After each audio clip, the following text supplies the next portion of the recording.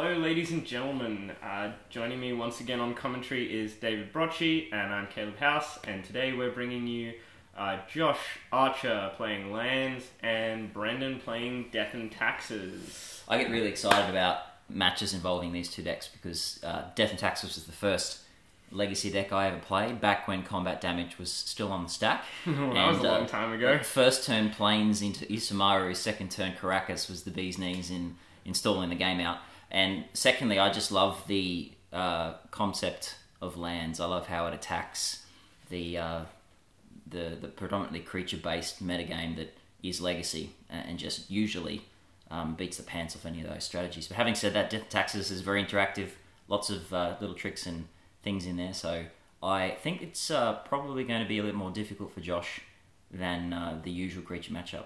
Let's wait and see. Yeah, absolutely. But lands is also a good way to get around a lot of combo decks. Oh, sorry, a lot of counter decks as well, because you are predominantly playing those lands. So, if you get something down like your exploration early, then you don't really have to worry about casting a spell for the rest of the game, yeah, essentially, until you kill them with a 20/20 flying pretty much creature token. I mean, they can fate seal you away, but, there's always ways to get around that. So it looks like they've both got a nice starting hand, and they're off to a quick start for both of them. Yeah. Josh didn't have any first or second turn plays, though. I mean, ideally he would have wanted to play an exploration. Yeah, here comes Josh on turn 3 with a Dark Confident, and this is where Josh's build differs from the standard lands deck you'll see around the traps, is that it runs 4 main deck Dark Confidence. And a really great card when pretty much all you're running is lands, so you're not going to take a lot of damage off it. And I think he's probably got a couple of 1-drops like that exploration, that the exploration map, is it? Expedition map, perhaps map. Intuition would be in there. And maybe a crop rotation as well. Oh, sorry, and a Sylvan Library. And we've seen that flash up, but that's, I think, something new, perhaps, to Josh's deck, because I don't recall him previously running one of those. Right. But it seems that he's come right at the most inopportune time, because Brennan has played a Spirit of the Labyrinth, which means that Josh can now not draw more than 1 card a turn, so he's not going to be able to abuse that library to the fullest, unfortunately. Absolutely. So he's dropping a Chrome Mox there, and paying 1 for the Thalia. Yes, that's right. Discarding that Glacial Chasm. Glacial Chasm, a very nice card, but probably a bit too early. And he's going to play that Sylvan Library, so even though he can't use it as a mechanism to draw cards, at least he can filter the top of 3 cards with his library and make sure he gets the one he wants.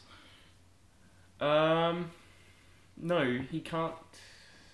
Or no, that's really going to hurt him. So he might be thinking about trying to block and kill that Spirit of the Labyrinth. That's right. Oh, I'm sorry. You're right. The interaction is that you draw extra cards with Sylvan Library, so Spirit of the Labyrinth will actually shut that off. Yeah, something I've actually never seen that interaction before. That's going to be I'm not 100% sure on the judge's ruling for it, but I think as soon as you draw 1 card, if you don't put any back, then you might be in trouble. I know if you dredge any of the cards, then you do start to take life. Yes, that's right. Unless, of course, you dredge all the cards, and then you have no issues. But if you draw even 1 card, then you're going to have to pay 4 life to keep it, I believe. So yeah, that could really hurt Josh if Brendan just sits comfortably there and doesn't block. Doesn't swing into it. So and you can see they're having a discussion about this now, and the Oracle text for Sylvan Library is, at the beginning of your draw step, you may draw 2 additional cards. Now, Spirit of the Labyrinth's not going to allow you to do that. Yeah, so this... essentially, Sylvan Library is useless at the moment.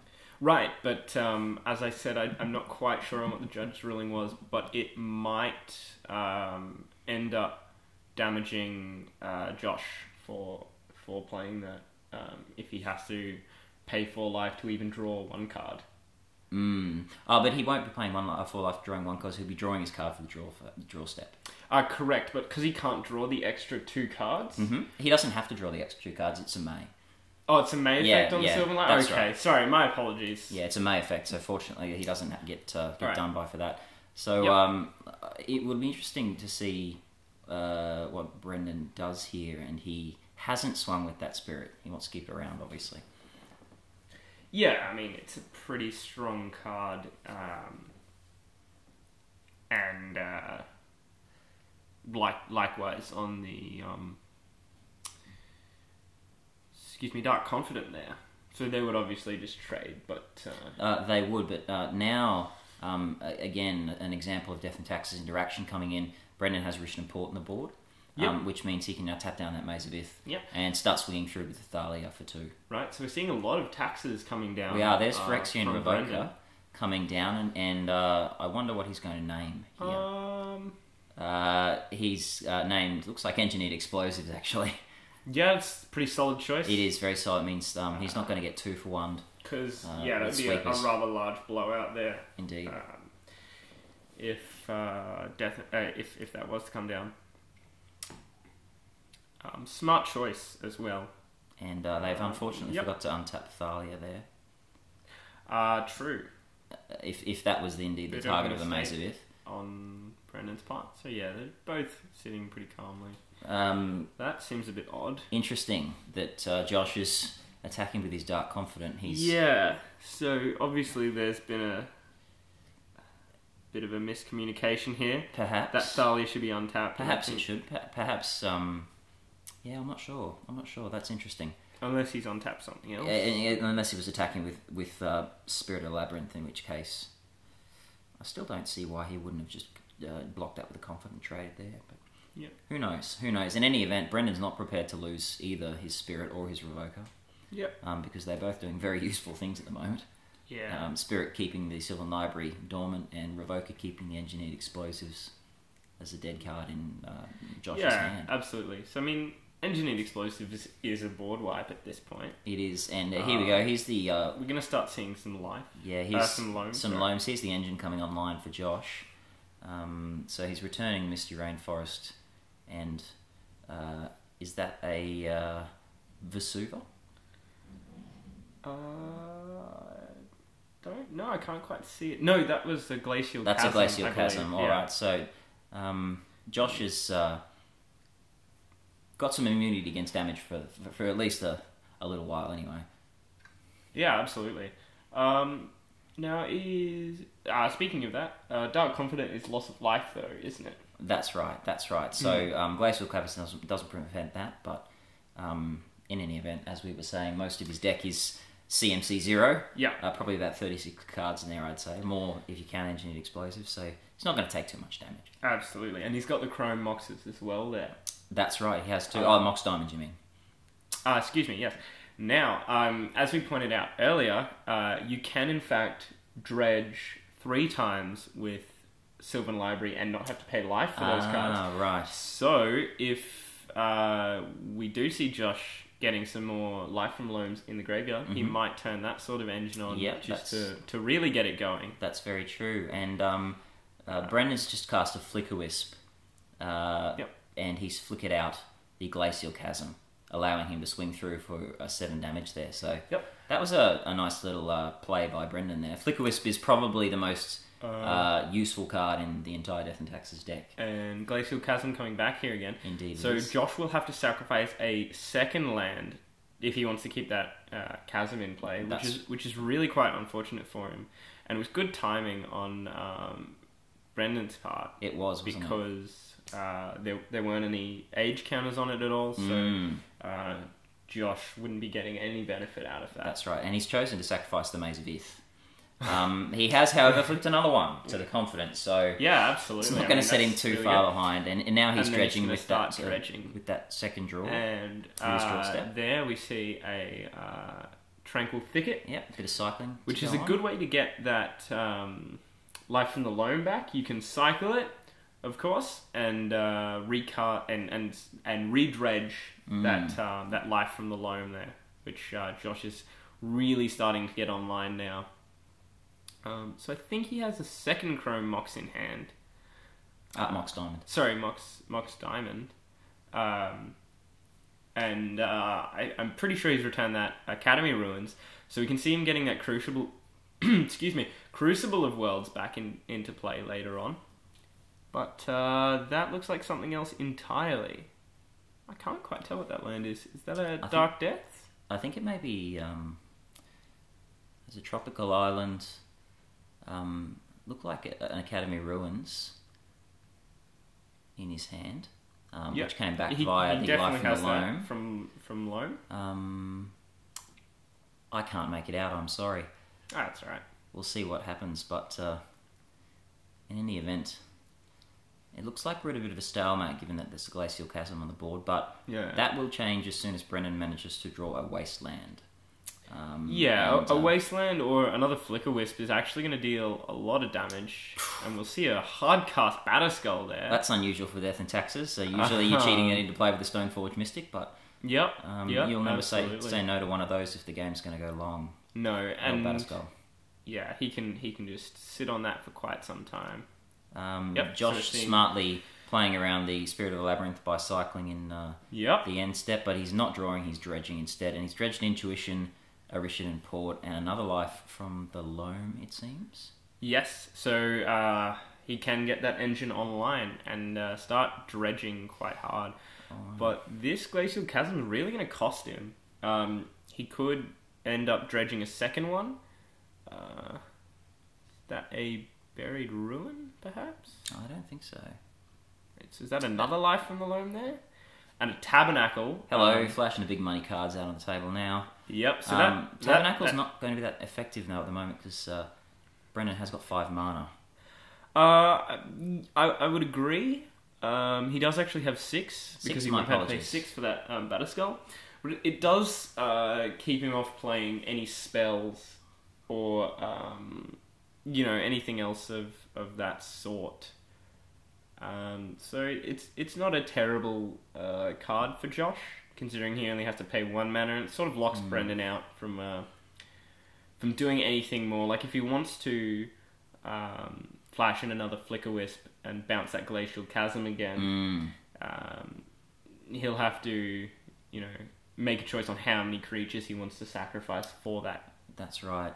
And we see Josh running out an Engineered Explosives for 2, so that'll be hitting 3 cards on Brendan's side, but also 2 cards on his own side. Yep. Which he seems to be seeing as a fairly reasonable trade-off. Which is really a non-issue for Josh at this point. That's right. And just getting 2 lands back there. Indeed. Now we get to find out whether Phyrexian Revoker is in fact naming Engineered Explosives, because... that seems to be a bit of a misplay from Josh there. He obviously can't attack with that Glacial Chasm in play.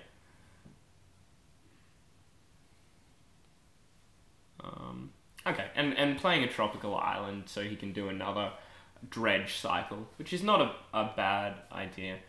And these guys are playing at regular rules enforcement, but you've got to be careful no matter what level you're playing at. That's right, and Glacial Chasm does say creatures you control can't attack. Yeah. So that seems to be a bit sneaky there, unless he's tapped it for some other reason, which I can't really tell. No, it doesn't seem so. Brendan is going to play around his own Spirit of the Labyrinth at end of turn, cycling Horizon Canopy to draw a card. Sacrificing Horizon Canopy. Yeah, my apologies, yes. And he's drawn a Stoneforge Mystic, which... Hold on, he would have had to do that in his turn, because... so it looks like Brendan's also made the same mistake. That he can't... he now can't draw in his draw step if he's done that in his upkeep. Well, he wouldn't have been able to because he didn't have that land in play last turn. That's right. Yeah, so...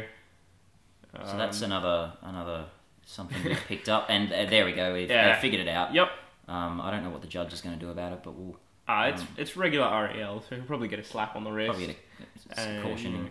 Yep, and Josh is going to do a bit more dredging there. And I've just got to clarify the ruling, the interaction between Spirit of the Labyrinth and dredging. With Spirit of the Labyrinth in play... you can't draw extra cards, but dredge is a replacement effect, so you aren't actually drawing. I've actually had a look at the at the wording of the interaction, Uh-huh. and apparently, I'll just bring it up in front of me here when it decides to load.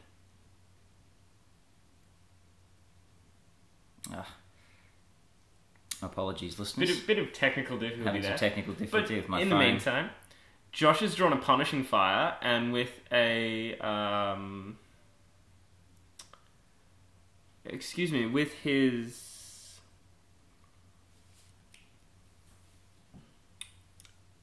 I've forgotten the card. With his tiger? No, not with his tiger. He has a Grove of the Burnwillows. Grove of the Burnwillows yes. in his graveyard. So that's going to start doing some work, and he's probably going to pop... I think he tried to pop that Phyrexian Revoker first, but I'm not quite sure what sort of interaction happened there.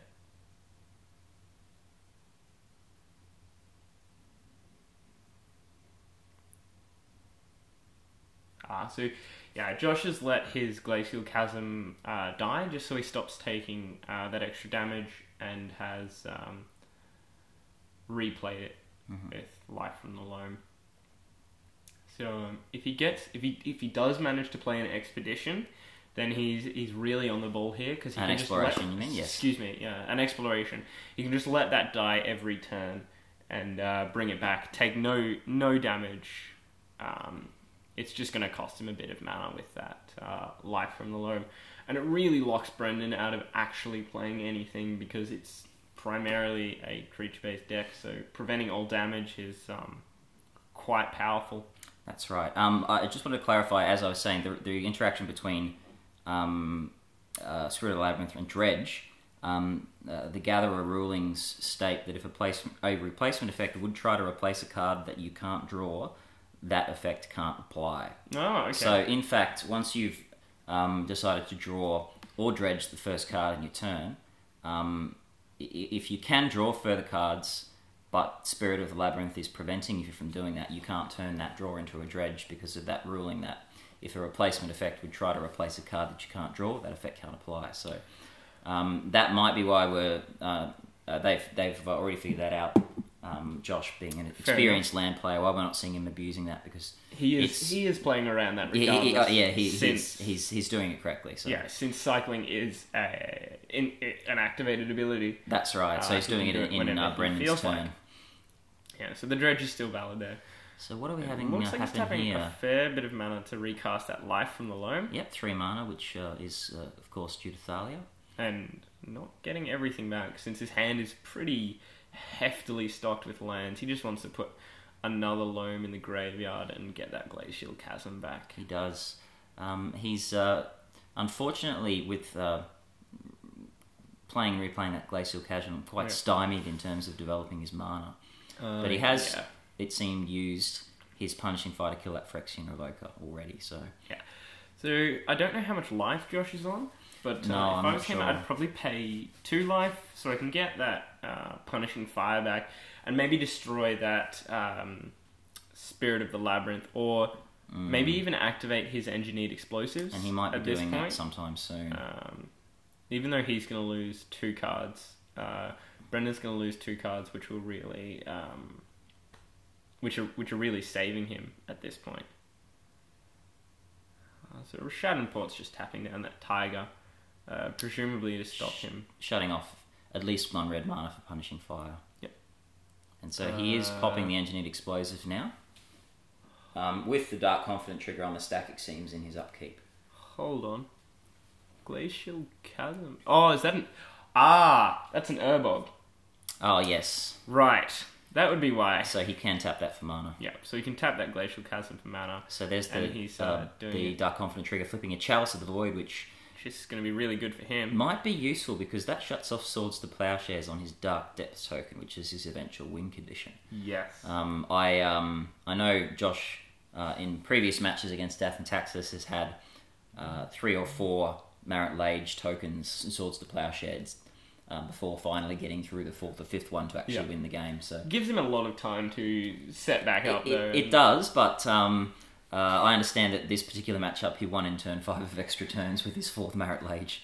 tokens. So it's nice to shut that swords off just to make getting that game up a bit quicker. Yeah, absolutely. So he's dredging again. He's got he's loaming again rather. He's got 2 Maze of Ith and a Glacial Chasm. Yep. It would seem. So I think he might have another. Excuse me. So he's going to play the Glacial Chasm which again. is a good move. Sacrificing another land, but sacrificing the Urborg. Interesting. He obviously wants to keep his green mana available. Yeah, he might be going for a Punishing Fire out. Perhaps he's going to discard the Chalice though, so he hasn't taken that line that we were just discussing of shutting off swords. Yes, but he does have that Ancient Ruins. The Grove of the Burn Willows. Excuse me. He has the Grove of the Burn Yes. Willows, but he does also have an Ancient... an Academy Ruins. Academy Ruins. Right. That's what I'm looking for. So yeah, absolutely. If he manages to get enough lands on the table, he can set up a recurring engineered explosives lock. Yeah. Which is one of my favourite things to do in Magic. I just think it's wildly effective. And it also kills Trine Nemesis, which is just amazing in the format nowadays. So he can go for if he can play that in 2 turns, I think it is. He can just blow out that sort of Fire and Ice as well as the Flicker Wisp. That's there. right. Leaving Brendan with a Squire essentially, so, and a Batterskull, of course. But there's you can keep that at bay with a single Maze of Ith. So he's going to actually draw now. So he's drawing a card for its turn. He's sacrificing Glacial Chasm again. Because he's got an Ancient Tomb in hand. An Academy Ruins, you mean? Yeah. I'm really off on my cards today. I'm unsure as to why he's continually sacrificing that Glacial Chasm. Yeah. Rather than, just ticking it up, getting some extra lands on the board. Because he's essentially putting himself back a land every turn. A lot of turns, yeah. So it's quite unfortunate. So Tranquil Thicket. So he's... he might just be trying to hit that Expedition as quickly as he can. Yeah, the Exploration, yes. Yeah, he's not going for any more dredging. He's just... drawing through his deck now, yeah. And there's the Transmute land, which he's pitching. The Talaria West, yes. Yeah. You can obviously get that back later. And which is Josh really good. is actually scooping. Must have been on enough low life. So maybe... Yeah. To shut him off, unfortunately. So that's unusual. Josh losing game 1 against a creature deck. Not something you often see from lands. But there's still 2 games to go, and that was a fairly quick one. So we'll see how they fare post-sideboard now. Took about 20 minutes, so it's not that... Oh, well, quick for lands, I mean. Yeah. So I'm interested to see what the pair of them will bring in from sideboard. I can see Brendan, flicking through there. So Trinisphere, a couple of Trinispheres there in Josh's sideboard, which might be some pretty decent cards. If Brendan doesn't drop an Aether Vial, I mean, they're always going to do great at slowing down, Death and Taxes. Not as good, say, as being in a Mud deck, because it's going to take till turn 3. That's right. Oh, no, excuse me. Unless you hit a turn 1 Exploration. You can play a turn 1 Exploration or a turn 1 Mox Diamond. Mox Diamonds. That's the other way we can see it happening. Brendan obviously very proud of something in his sideboard, and yes, it's a single Armageddon in the sideboard for Brendan there. So he's obviously saying, hey, look what I've got. Hope I can draw this and totally blow you out. Yeah. But it is a one-off, and Death and Taxes doesn't have much library manipulation, so yeah, you have to feel pretty unlucky if he hit it. Things do happen. There's a lot of variance in a game like Magic, and even one-offs can absolutely change the setup of a deck. Yeah, it can. While we're waiting for these guys to sideboard, just a reminder to check out the other videos on this channel. Check out Good Games, and make sure you come along, because it is the Good Games Legacy Brews Day in a couple of weeks. What day is that one? I believe it's the 21st of July. one of our long-time Legacy regulars, Tim, is leaving us for a bit of a stint in Japan. Tim Collins, a fantastic and brewer. He is a brewer extraordinaire. He's we all like to consider ourselves brewers, but Tim is someone who comes along and does really well. He's won more than his fair share of Legacy Tuesdays in the past, and most of those wins have come with brews. So absolutely, in celebration of his time with us and to see him off, we've decided to host the second Legacy Tuesday Brews Day. Now, it's totally unofficial.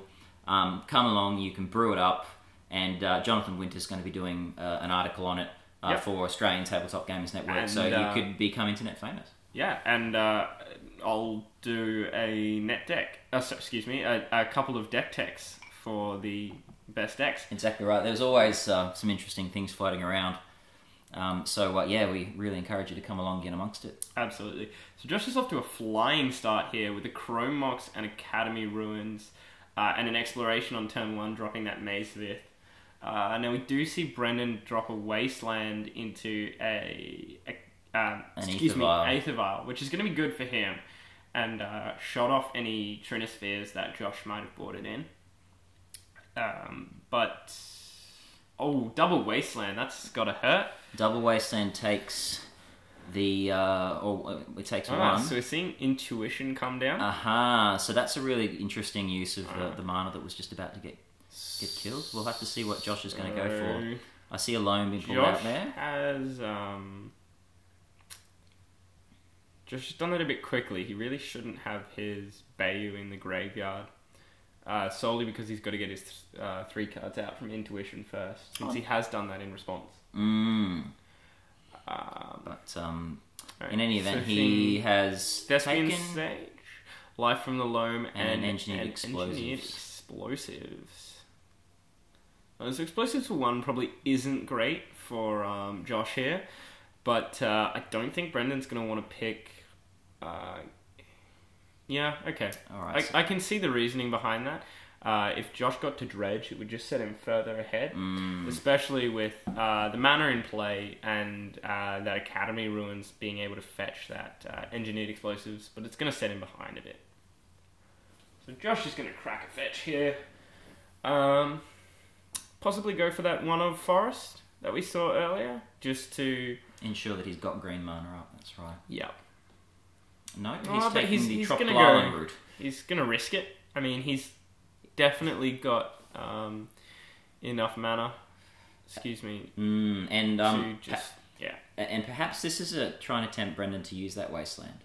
Yeah, no, it's definitely a good choice. If he does, and then Josh can subsequently wipe the Aether Vial with Engineered Explosives, might put him in quite a powerful position. He could mana screw Brendan totally. And so Josh very sneakily not showing Brendan that Dark Depths that he's got in hand. Yes. Even though he does have the Thespian stage. That's right. Unfortunately, it's not... combo can't be executed if there's a Wasteland active on the battlefield on the opponent's side. And I'd say that was the reason for it. As you said, it's very clever of him not to show it. So perhaps he'll tempt Brendan into using that Wasteland on something else. Yeah, very true. But honestly, with that Exploration in play, I doubt that it's really going to affect Josh that much. It's a 1, maybe 2 turn issue. And he's got a Glacial Chasm here now as well. So he's pretty much set. It is. So, I was sorry about that. But Brendan's doing the old Stoneforge Mystic into Batterskull routine, so he's setting up a fairly quick clock if he will be allowed to swing through, that is. Noticeably, though, he hasn't played a single white mana source yet. That's right. So that could be quite worrying if Josh decides that he wants to return that... So Josh could here put that Engineered Explosives on top of his deck, play it for 1, and then smash for 2. He could, but he's played out the Dark Depths token, and he's making it.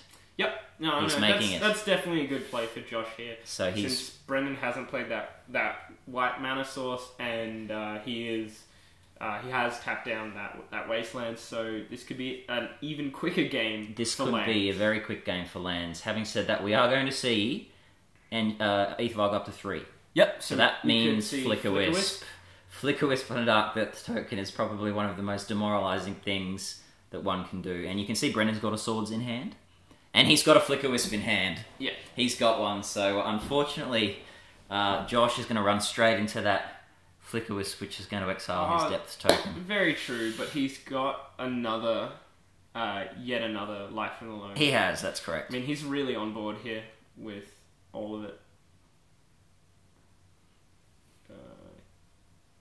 Yep, in response. He's going to tap down that truck. And he's cycling his Tranquil Josh is going to cycle. And dredging. Dredge for it. You know, All good right, place. so you don't want to waste any mana. So is that an Abrupt Decay came out there? There's an Exploration in there. I'm not quite sure. Flicker Wisp? Yep. Which is, you know, what we all knew and expected to see coming. So exactly right. Not terrible at all. Well played by Brendan there. Now, I would expect... Loaming back a stage in a Depths. And perhaps he should have considered cracking that fetch land beforehand. But no, he's going to loam back his Thicket, which is a smart play. Yeah. Allows him to keep growing through his deck. Yeah, it just gets him much further ahead. It does. With all that dredge. And, you know, he's got one Exploration in play, so he's really not bothered about anything else. He's debating whether to play the Depths now, because if he does, unfortunately, he hasn't got the mana to activate it. Very true, but, I mean, if Brendan wastelands it, then... He's down a Wasteland, and... Yeah. There's the white mana for Brendan, so his Swords is live. He's now got a Swords, he's now got that... did we see Batterskull come in? No, Batterskull hasn't been put in yet, because, as we said, he didn't have that white mana. I don't think it was a Batterskull, actually. I think he might have got Sword of Fire and Ice. Oh, okay. Because he knew he didn't have that white mana. Alright. So hitting that third land anyway...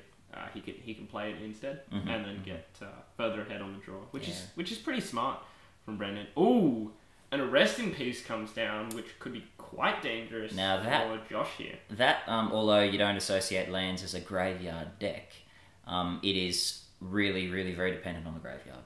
So that's going to hurt. And I think he may have lost one of his loams, which is good. He's definitely lost one loam here. But having that Wasteland, Brendan's going to shut him off quite a lot here, which is not looking good for Josh. So now he can't recur his Punishing Fires either. So that's going to be quite... Well, he can't recur his Punishing Fires. A Wasteland's going to strip away that Dark Depth. That's right. So we might be seeing a very quick game from these two players here. And Josh is playing a Dark Confident, which will certainly burn through and find him some cards. But no doubt. To deal with Rest in Peace, I believe that the only thing is that Josh has got is his Engineered Explosives. Okay. Unless he's boarded in some Abrupt Decays or other answers. One of them down the bottom. We did. One of them went with that Rest in Peace. He's not running any Nature's Claims? I don't believe so. Okay. I thought that might have been a good card to be running in this sort of matchup. Knowing that we'll see a Batterskull. I mean, 4 life to get rid of a Batterskull is nothing terrible. No, especially with a deck that can store so well. And also could have gotten rid of that Aether Vial as well. That's right, and Aether Vial is a really... it's an amazing card. It's one of the strongest cards in Legacy, in my opinion. Essentially, it's almost a Dark Ritual every turn now for Brendan at instant speed. Absolutely, so versatile, and it frees up that land so he doesn't have to blow, tap down his Wasteland and get caught out. It frees up his land so he can bring in that whatever artifact he searched, whether it's a Jit or a Sword of Fire and Ice or a Batterskull. That's exactly right. Josh has played a rich and important pass, and Brendan's bringing that one at end of turn. It seems that he's forgotten to put a token on it. Which, while we're at regular rules enforcement level, you should always remember that a judge could be called and you could be ruled to have missed that trigger. Absolutely. At competitive rules enforcement level. Yep, that's something you've got to definitely keep an eye on. Yeah, always be conscious to announce all of your triggers. Now he's popped it on there. Yeah. This is a friendly game between the guys, so we're not going to make too much of an issue of it. But guys, always remember to play precisely and carefully, and especially with the World Cup Invitationals The World Magic, qualifiers. yes, World Cup Magic qualifier, yeah. The more you're on top of your own cards, and the better you know whatever deck you're playing, the better you're going to play it. Yeah, that's right. So make a conscious effort with that big tournament coming up to really make sure you announce all your triggers and remember to play within the rules at all times. Yeah. We saw, if you've watched our vintage podcasts, how devastating absolutely game losses can be. One of our finalists, who was 2-1 up, a win in that game would have given him the match. Unfortunately, took a third game rules violation warning, resulting in a game loss, and that sent it to the fifth match. Interesting card there. A Grafdigger's Cage coming down from Brendan on top of a Rest in Peace. Yeah, but I don't think Grafdigger's Cage does anything in this matchup. Well, I agree because he's not playing any spells from the graveyard. That's correct. And no creature cards are entering play from the graveyard or from the library. Lands aren't affected by that ruling.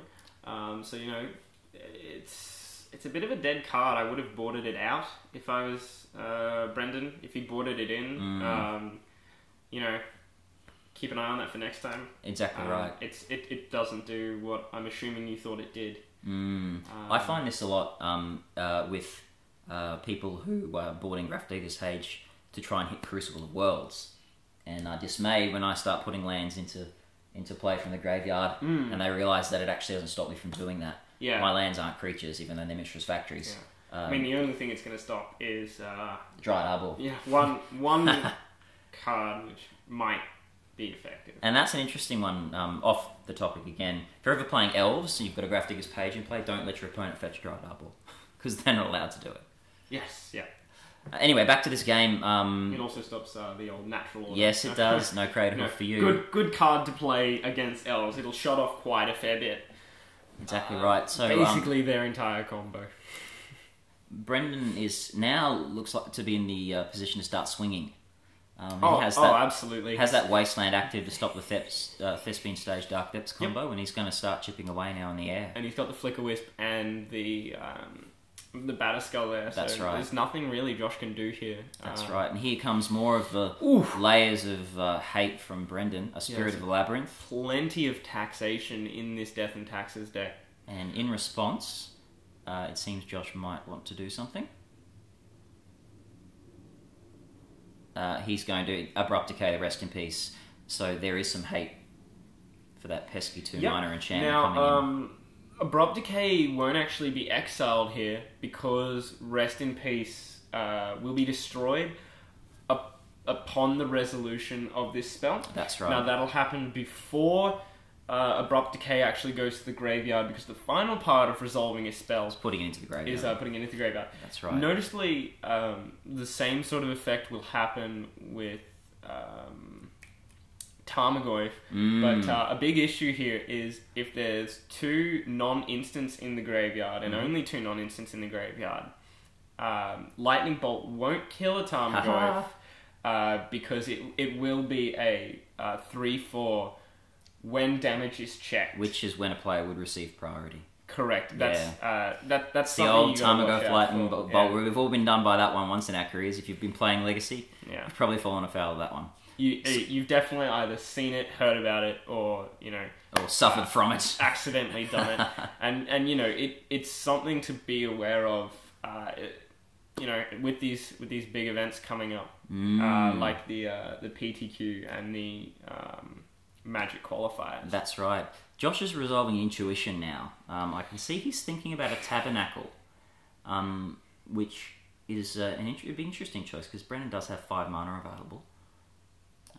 He's getting a Wasteland, a Tabernacle, Urbog, and is that a Wasteland? That's a promo Wasteland at the front. Oh, at the front. Yeah, that's a promo Wasteland. Very nice. I have not seen that. And those who are watching, please take a moment to admire the pimpness that is Josh's deck. Yeah.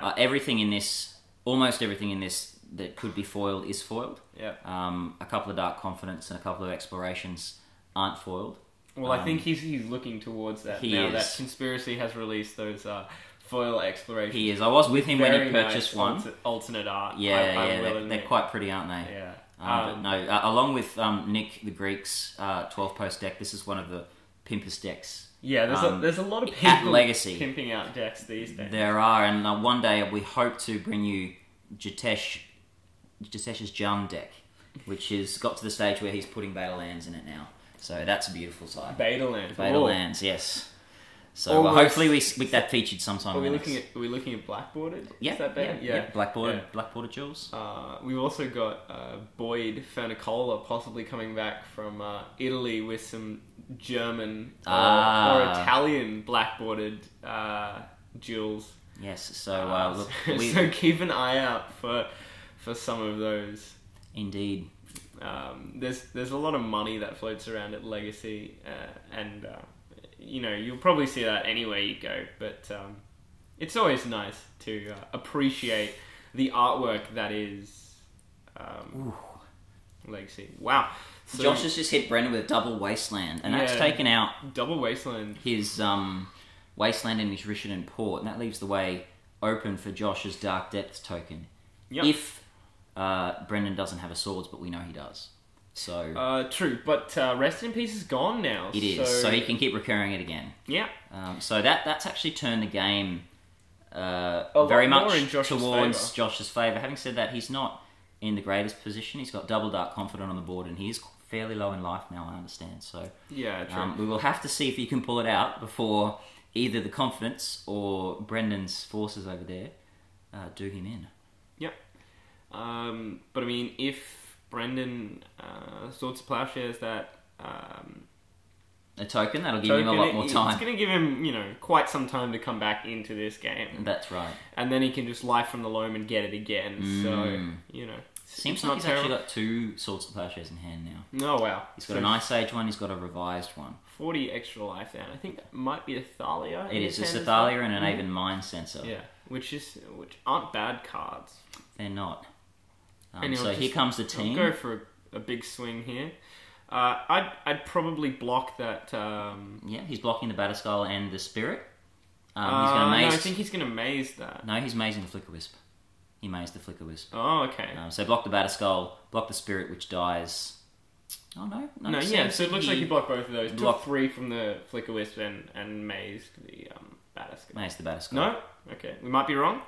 We are wrong. Yeah. No, I think it's what I originally said. He mazed the Flicker Wisp, blocked the Batterskull, blocked the Spirit, and let the Stone Fortress through. So he's only taking 1 damage there, and he gets rid of that Spirit, which is huge for him. Yeah, so now he can draw a lot more, and it gives himself some more time as well. It does, because he's not going to be taking damage from those other ones. And so he's just dredged a Mox Diamond at Punishing Fire and a Zuran Orb. That's another one from the sideboard. That's sacrifice and gain 2 life, is it? Sacrifice a land, gain 2 life. Yes, that's right.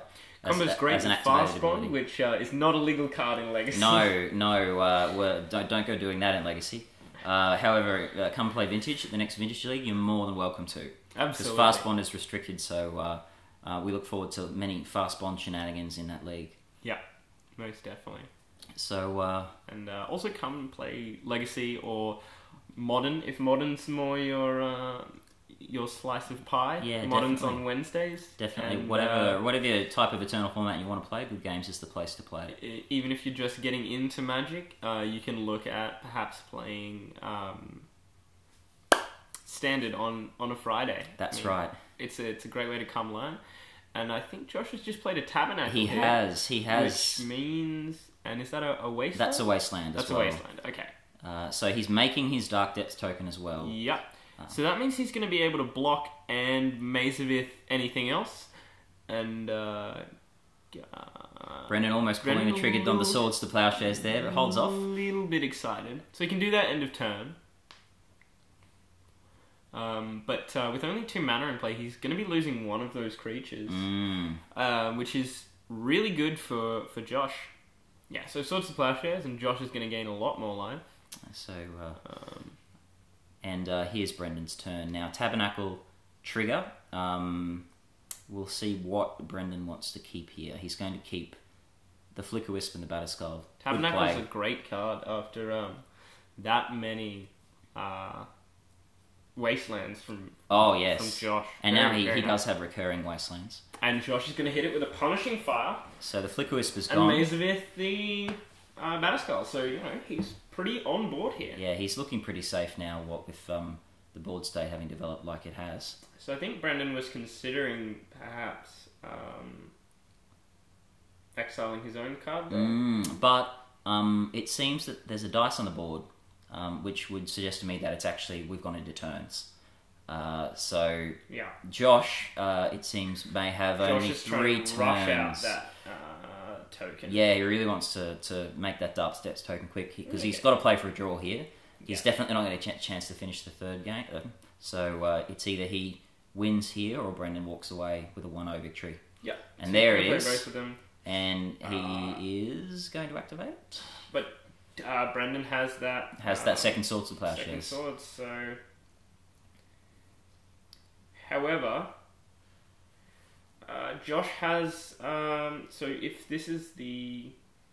If Josh was turn 5, he might be able to sneak it in if he's got a cycle land in hand. That's right. He does have 3 mana over there. And we're gonna see that swords and 1 paying for the token. So it looks like Brendan's just gonna try and make it to time here.